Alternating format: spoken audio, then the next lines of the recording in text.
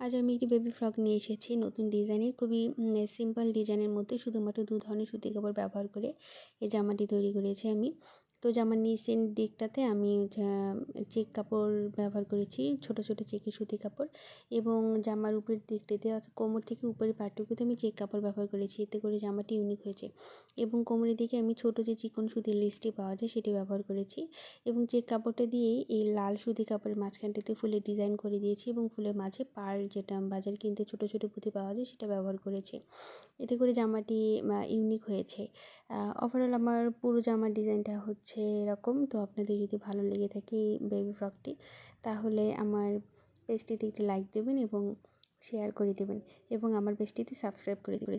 এখানে আমি জামার কয়েকটি ছবি দিয়ে রাখলাম আপনাদের দেখার সুবিধার জন্য। আপনাদের যদি ভালো লেগে থাকে তাহলে আমার চ্যানেলটিতে একটি সাবস্ক্রাইব করে দিবেন।